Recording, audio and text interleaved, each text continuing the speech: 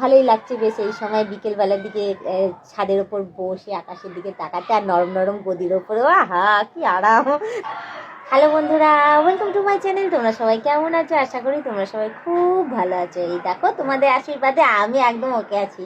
তো বিকেলবেলা এসেছিলাম, ছাদের যা কাপড় চোপড় ছিল সমস্ত তুলে নিয়েছি। তুলে নিয়ে আমি ভাবলাম এখনই বাড়ি চলে যাবো, বা এখনই নিচে চলে গেলে তো সেই আর কোনো কাজ নেই। আর সন্ধ্যের পর থেকে সমস্ত রান্নাবান্না তো দিনের বেলায় কমপ্লিট হয়ে গেছে, খাওয়া দাওয়া তো হয়ে গেছে। রাতের খাবারটা খাবো না যে তা না, রাতের রান্নাটা আমি করে রেখেছি, আর রাতে কোনো চাপ নেই। তবে ভাবলাম যে যাকে ঘুম যখন আসছে না, তো ছাদের ওপর চলে আসি। তো ছাদের ওপর এসেই দেখি তোষকটা, এই দেখো তোষকের কি অবস্থা দেখেছো?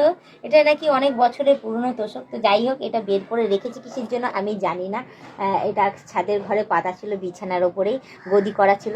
তো এখন আমি ভাবলাম তোষকের ওপর বসে রয়েছি, আরাম করে নিই একটুখানি।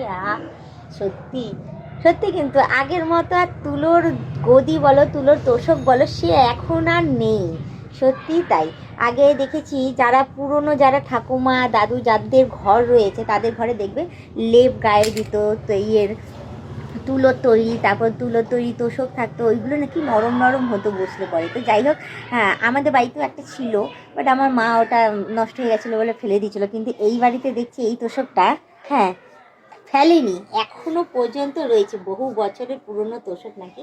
তো যাই হোক, এটা এখন রোদে দিয়েছে, রোদে দিয়ে জানি না এটাকে কি করবে না করবে। আপাতত আমি ভাবলাম যে একটুখানি বসে একটু নরম নরম বেশ গদির মতো লাগছে, বেশ ভালোই হয়েছে। একটুখানি বসে আরাম খেয়ে নেবো। ওই পাতা ছিল জানো তো, আমি তো ভেবেছি দিনের বেলা আসবো, যেহেতু শীতকাল, হ্যাঁ মানে শীত পড়ে গেছে, সে আসবো।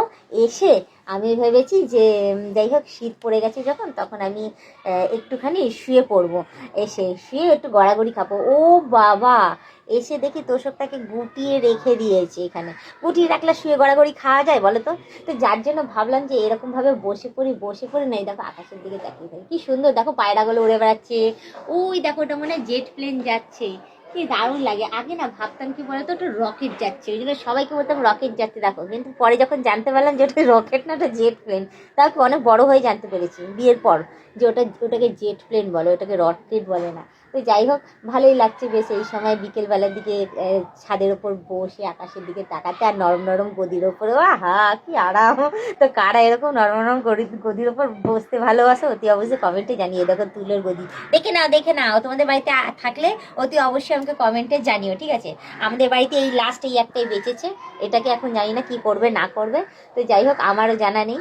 তো এইটা দিয়ে কী করা যায় অতি অবশ্যই তোমরাই সাজেস্ট করো, কমেন্টে জানিও, ঠিক আছে? তাহলে সেই হিসাবে বলে দেবো যে এই তুলোটাকে না ফেলে অ্যাটলিস্ট কোনো কাজে লাগানোর জন্য। হ্যাঁ জানি না কী করবে না করবে, তো তোমরাও সাজেশন দিও। তো যাই হোক, বেশি কথা না বাড়ি, শুধু এইটুখানি বলবো, তোমাদের বিকেলটা আজকে কেমন লাগছে না লাগছে তোমাদের কাছে তুলে ধরলাম, অতি অবশ্যই কমেন্টে জানিও। তোমাদের ওখানকার পরিবেশ কেমন, এখন কতটা পরিমাণ শীত পড়েছে না পড়েছে, অতি অবশ্যই সেটা কিন্তু আমাকে জানিও, ঠিক আছে? তো যাই হোক, বেশি কথা না বাড়ি আজকের ব্লগ ভিডিওটা এখানেই শেষ করছি। আবার অন্যদিন অন্য কোনো সময় ব্লগ ভিডিও নিয়ে হাজির হয়ে যাবো। আজকে আমাদের টাটা বাই বাই, সুস্থ থেকে এভাবে আমাকে দেখতে থেকো, আমার পাশে থেকো, আর আমাকে প্রচুর পরিমাণে সাপোর্ট করে এগিয়ে নিয়ে যাও।